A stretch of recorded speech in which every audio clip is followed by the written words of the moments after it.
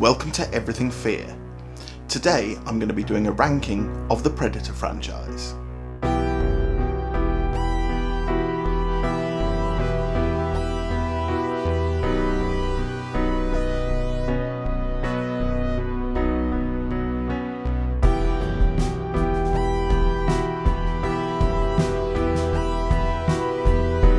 Hello, and welcome to Everything Fear, your one-stop shop for all things horror.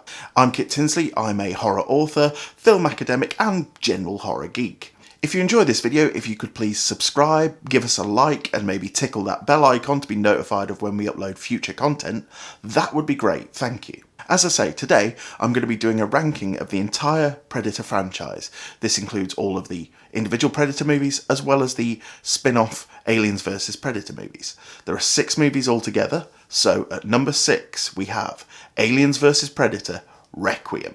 I spoke about how bad this film was in my Alien franchise ranking video, so it's no surprise that this film takes last place in this franchise video as well. A sequel to the uninspiring Aliens vs Predator movie. It has an almost nonsensical plot and action that is shot in such darkness that it's almost impossible to make out what is happening on screen. On the whole, a colossal waste of time. Number 5. The Predator. This most recent entry in the franchise could have been fantastic. It was directed and co-written by Shane Black, who not only starred in the original Predator movie, but also rewrote much of the script on set as kind of a script doctor. The idea of a bunch of escaped military psych patients going toe-to-toe with the galaxy's greatest hunter could have been absolute cinematic gold. However, studio interference, rewrites and reshoots left the film a jumbled mess. There are too many ideas thrown into the plot, but none of them are well developed enough to really call it story. It's an oddly disjointed movie that somehow manages to seem both rushed and really slow in places. Number 4. Aliens vs Predator. The first film in the Aliens vs Predator franchise is far from being a great movie, as I said in my Alien franchise ranking. To me, the idea of taking 2 great R-rated franchises and combining them into a PG-13 movie just seems ridiculous. However, where I will give credit in this movie is the Predator design. The Predator in this movie looks awesome.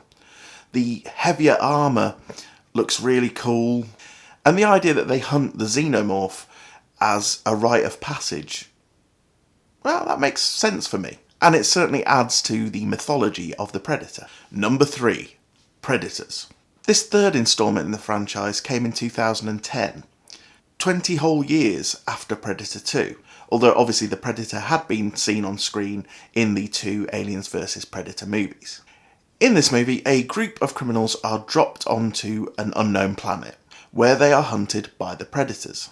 This isn't a bad movie, and there are some great performances here, and some really good action sequences. The Predators themselves are really well designed, and this is the first time we get to see different creeds and class of Predator in one movie. On the whole, the film never really carves out a path of its own, relying too heavily on nostalgia from the first movie and copying scenes from that movie. Number 2. Predator 2.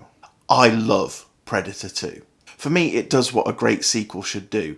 It takes what was great about the initial film and then does something completely different with it. Here, rather than a tropical jungle, the Predator is hunting in inner city LA in the middle of a heatwave. For me, this shows what a great hunter the Predator really is and how it can adapt to any setting. The cast of this movie is awesome.